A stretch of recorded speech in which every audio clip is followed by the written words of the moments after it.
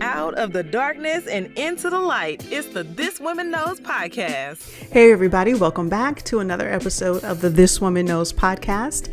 I am your host, Lisa Ann Alexander. Today, we'll have a discussion about what it is to be a woman of color, in particular, a Black woman in these United States, and what that looks like surrounding our healthcare and in particular, childbirth, and then at the other end of the spectrum, when you're going through the change of life. So I have the opportunity to, and the great pleasure to work with an amazing woman, Kay Matthews. She is the executive director and founder of a nonprofit organization called the Shades of Blue Project. And what they do is they focus on Black maternal mental health, because there is no conversation. You can't have a conversation about Black maternal health without talking about maternal mental health. The two you can't separate the two, or you shouldn't separate the two. So I remember when I first moved to Houston many years ago. I think it's been almost a quarter of a century at this point. And I worked with a woman, and she was raising her granddaughter. And I found out that the mom, her daughter, had died during childbirth. And so that was my first encounter, face-to-face encounter with a real life stat that Black women die far more frequently during the childbirth experience, and then within that 1 year after, that postpartum term, than any other race of women in these United States. Our stats are worse than any third world country. There is something amiss. And now we have organizations really working to try to solve the issues, solve the problems. And Kay's organization, the Shades of Blue Project, they work with the postpartum, the mental health, because there are so many, the postpartum, Black women are more likely to experience postpartum symptoms, and they're more severe than our white counterparts. And then the repercussions of going for help for mental health in a postpartum state, unfortunately, can lead to some bad outcomes for Black women, so much so that children are taken away from you. And so that's why so many women will keep quiet or suffer in silence. And then our community, will say, girl, you got this, you can handle it. That's what our grandmothers will tell us, and our mothers and our friends. They'll tell, oh, girl, you fine, you're going to be fine. And I was talking to someone the other day, and I said they were the grieving process. So they just experienced a loss, and how the whole world kind of, after the funeral,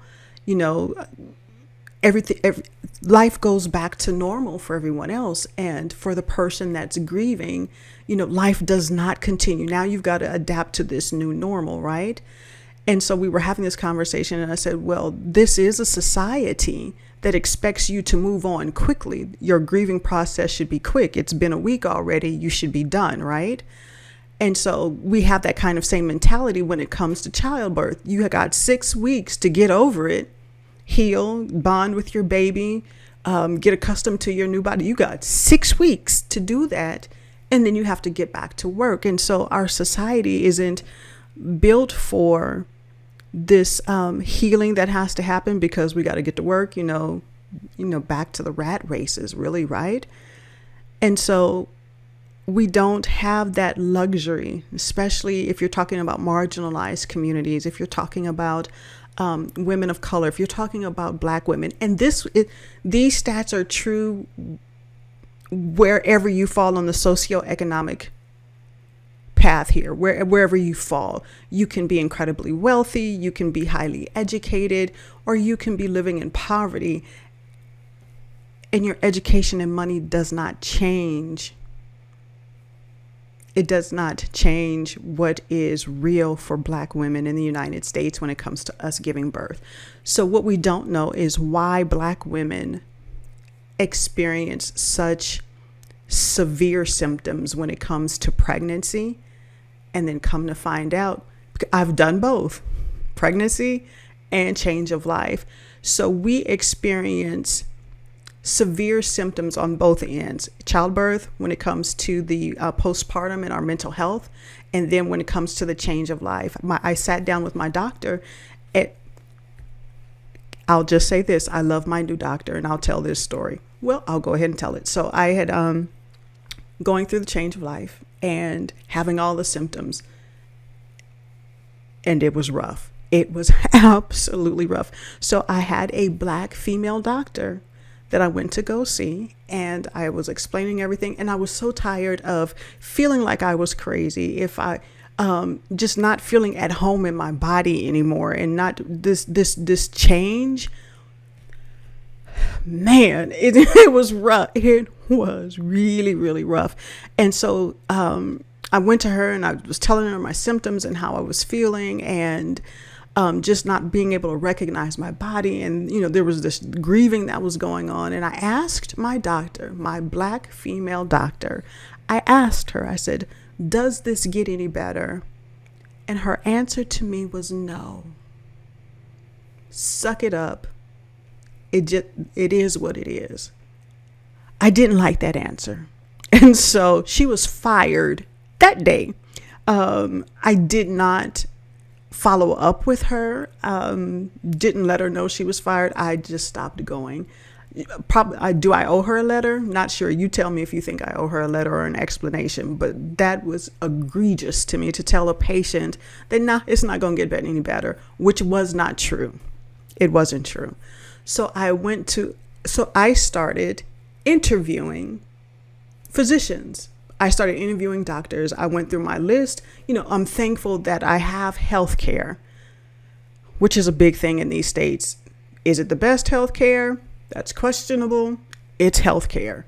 And so I'm able to, select these doctors. And so I'm going down, who's close to home, looking at their reviews. And so I have compiled a list of primary care physicians, of OBGYNs, and I'm going to interview. I will pay the money for the copay and go and talk to the doctors. And it's like, I don't want you to examine me. We're going to have a conversation. And it's like, I need to know where you stand on this, this, and this, and how do you feel about this, this, and the other. So on my very first visit with my new PCP, primary care physician, my question to her was about the change of life. And she listened, and she says, Lisa, she says, Black women, she says, you guys have it so rough. She says, you experience menopausal symptoms or perimenopausal symptoms at a severe rate, more so than any other race of women in the country. And so for my Asian female doctor to tell me that, and didn't get that from my Black female doctor, just it floored me. And I had expected so much more. So I was grateful for the help. She was in. I'm like, thank you very much. Found a new OBGYN. She gave me a new treatment. Things are better. It did get better. So to all of you, I would say, if you have a physician and you are not getting the results, the respect, the answers, the compassion, then you have every right to fire your physician and go find another one. That would be my advice to you. That would be my suggestion. It has worked for me, and I would highly recommend you find somebody else that will work with you and that will listen. So working with Kay, there's a mantra within the meetings and everything that they have, the summit, the Black Maternal Mental Health Summit, and you'll see people with t-shirts and it's like, listen to Black women. Yeah, please listen to Black women. All right, so let's take a break. I have a commercial I need to run, and we'll be right back. I am the spitting image of my father. I share his big eyes, same dark, tightly coiled hair, same wide nose. I am his daughter, and I loved him. And some days... Miss Williams, your father was admitted to ICU last night. Miss Williams, are you there? That's a heavy cross to bear.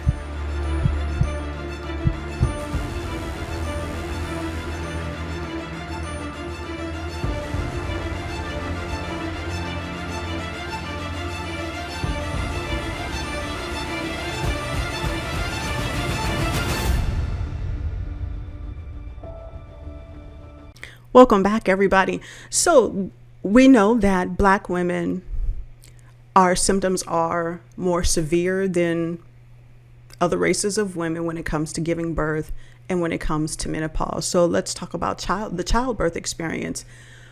I didn't know I had a childbirth story until I met Kay and started working with her organization. So what is common for a lot of women, Black women in particular, are fibroids. And so I knew that I had fibroids. I had all the painful periods, the heavy periods, the horrible cramps, all of it, right? And so I experienced it from my 20s on. I had fibroids, heavy periods. I've always been anemic because of the heavy periods. That was my life for all of my adult life, right?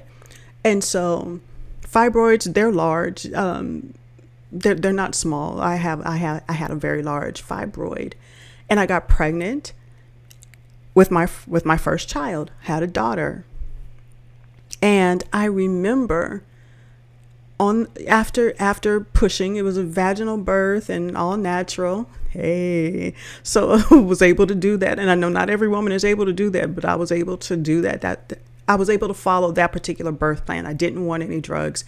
And so thankfully that happened for me. But what also happened is that my gynecologist and obstetrician, I probably should have fired him. Like at the first meeting, when I first scheduled the meeting, I probably should have fired him immediately, because just all the red flags and that whole not listening and no compassionate care. And, when I asked for an ultrasound, and he was old school, we're not doing no ultrasound, and you'll find out the sex of the baby and all these other things you'll find out the day of. Oh, okay. So this was back in 1991. Okay. Oh, all right. So after I give birth, the doctor tells me, he says, "You have bad placentas." And it was like, it had partially started to detach. And the only thing he told me is like, "Oh, you have bad placentas." And my husband, he remembered that. And there was no explanation. There was no talk of, "Sis, you could have lost this pregnancy and this baby because of the fibroid and the baby and the uterus and the placenta all vying, for space in here." And it's like, you could have, nobody said anything. Did I have bed rest? I wasn't on bed rest with the first baby. No, I wasn't on bed rest. And so to know, looking back now, I'm going, oh my God, somebody should have said something. My doctor should have told me, it's like, if you're going to continue having children, you're of childbearing age, if you want to have more children, you really ought to take a look at this fibroid, because it could impact future pregnancies. No one ever had that conversation with me. Never had that conversation.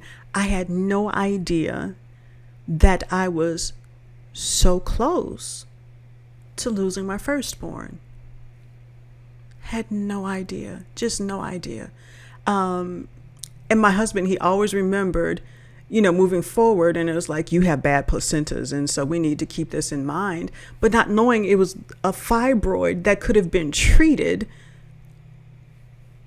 But then back in the 90s, the treatment for fibroids was take it out or, get a complete or partial hysterectomy. I know that the technology has changed now, and we can do some different things. There's all kind of beautiful things that can be done to treat fibroids now that probably couldn't have been done in 1991.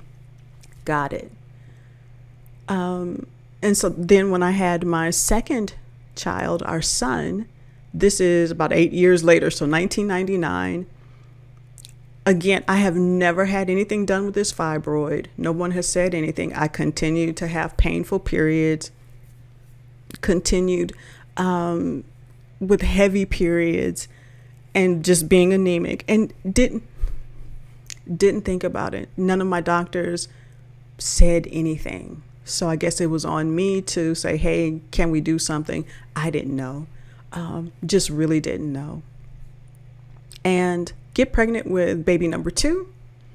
And I started spotting, and I had a black female doctor. And let's talk about my black female doctor. I said that I wanted to have a water birth. That's what I had wanted for this pregnancy. And she outright told me, she was like, you're going to have to go to somebody else, because I'm not doing that. That is entirely too messy. I'm not doing it. And so my heart was kind of broken that was her immediate response was, oh, hell no. And if you want to do that, go find somebody else. And I didn't go find somebody else because she had come so highly recommended. And so that dream was thwarted. And I don't know, maybe it was for a good reason, because again, she said, you got a real big fibroid in here. And then she did another ultrasound, maybe a couple of months into the pregnancy, and says, I don't see it. And so, jokingly, maybe the baby ate the fibroid. No, the fibroid was still there. Maybe it was just being blocked. So I'd started spotting and then had to go on bed rest with my second pregnancy. Okay. Went on bed rest, then eventually went into labor. I think our second son, I delivered at maybe 36, 38 weeks. So almost to term, right? 36, 38 weeks, almost to term. And she said the same thing. And it was like, your placenta just about came detached, was almost detached from your uterus. And again, nobody said anything that maybe we should take care of this fibroid if you want to have any more children.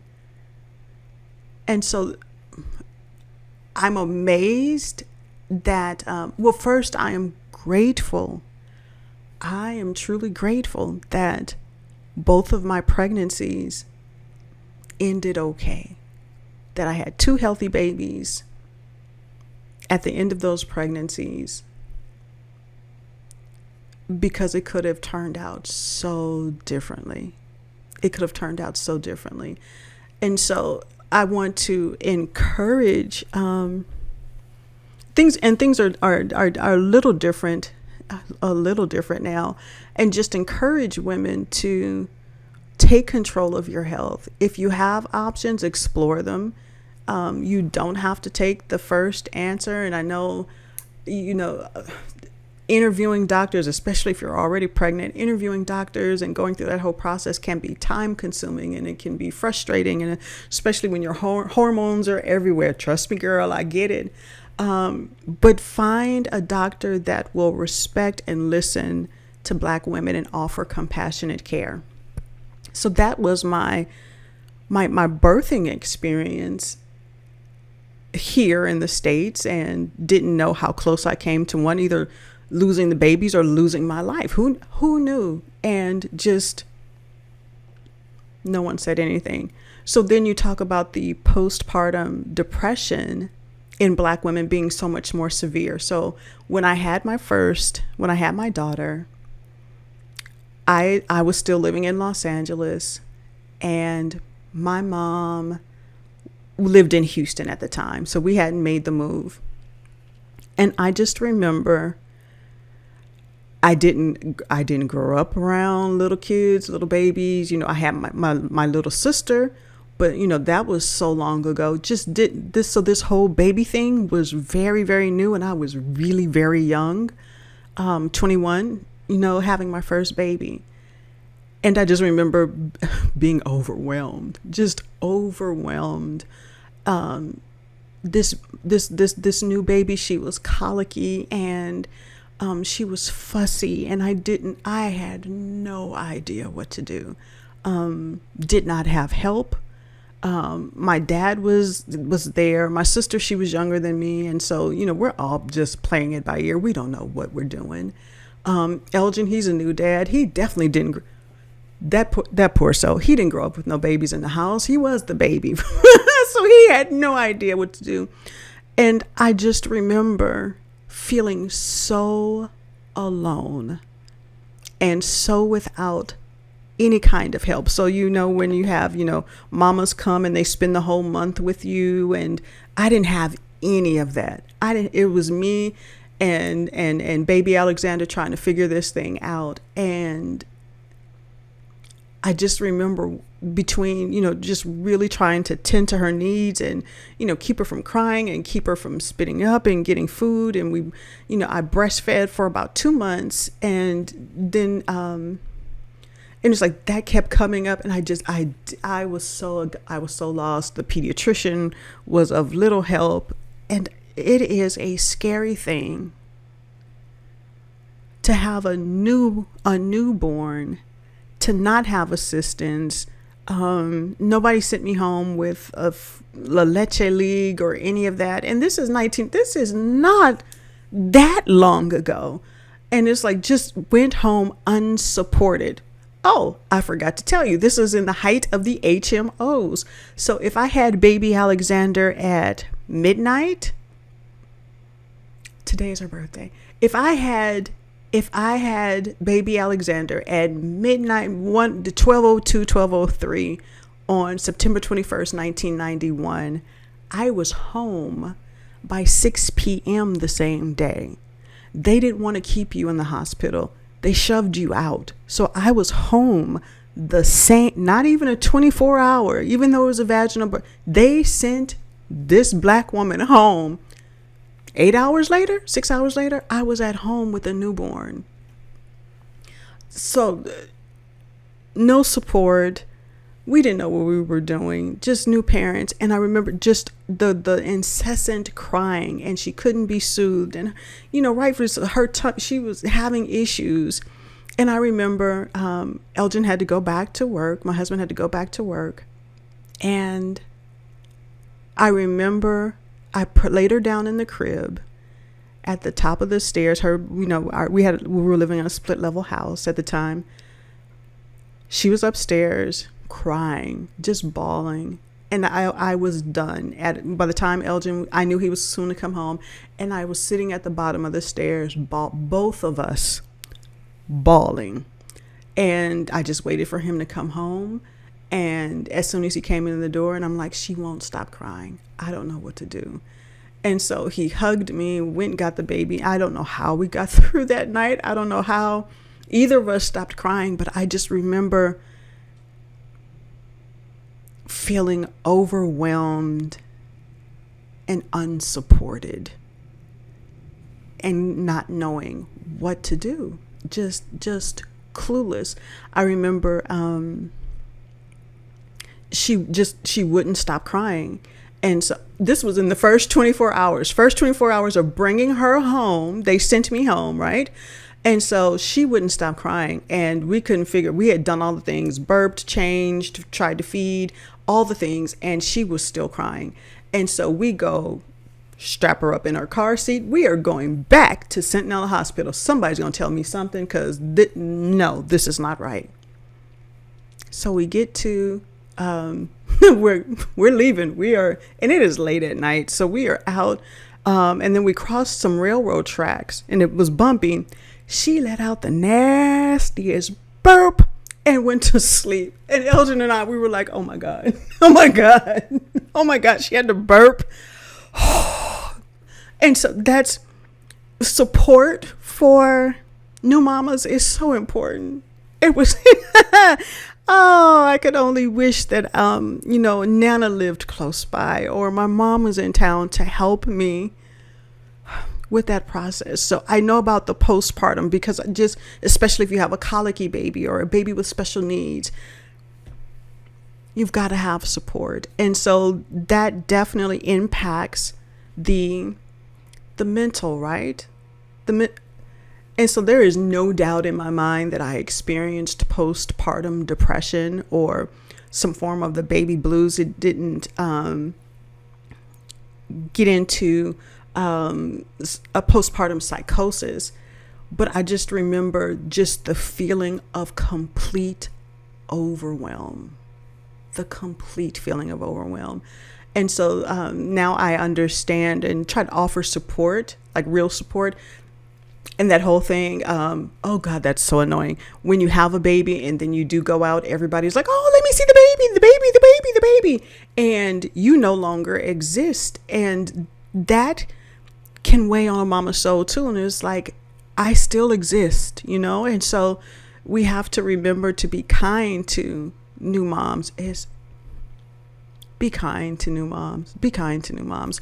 And so this hormonal thing that happens in Black women when we give birth, and I believe they're saying that it is the stress, just the sheer stress of being a Black woman in this country, that it impacts our pregnancies and our hormones. And so that's why we experience these symptoms at far greater numbers than the rest of the women in the country.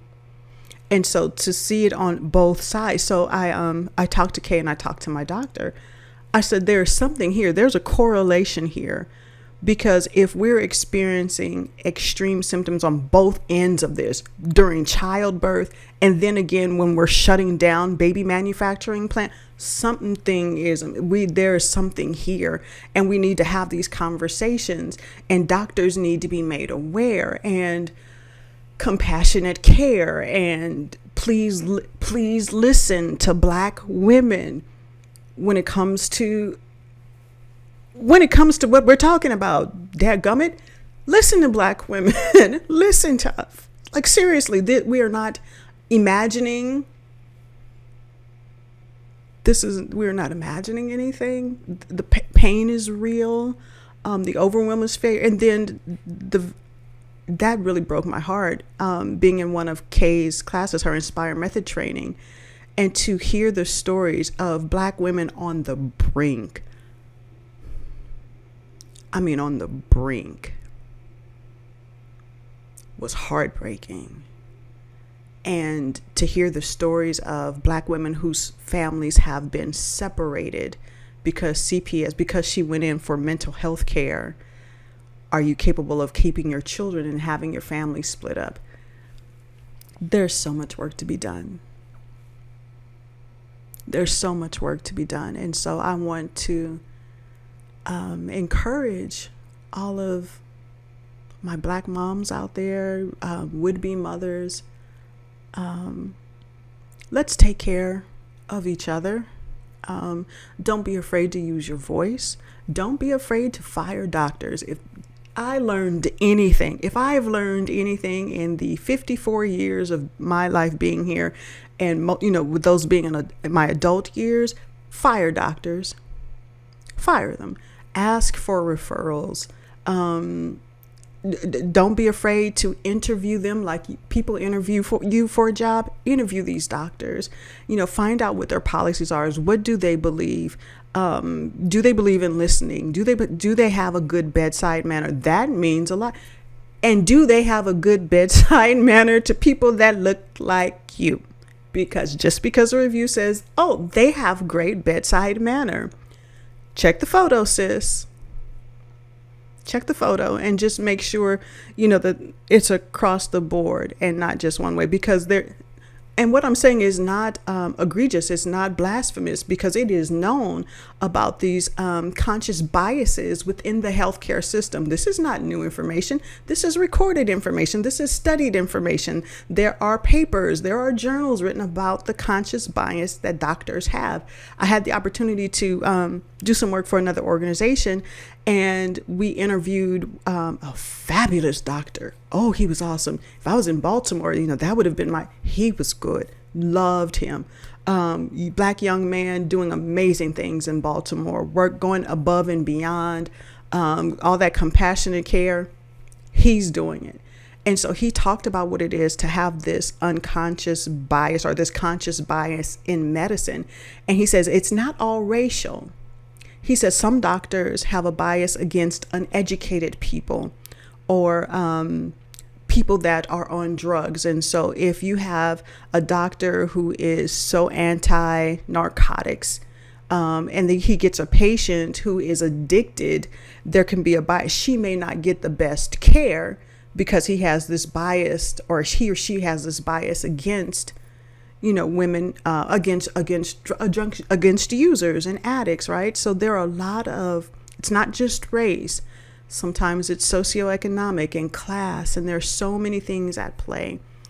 And so just wanted to share my experience and to encourage, especially all you new mamas out there. Don't be afraid to reach out for help.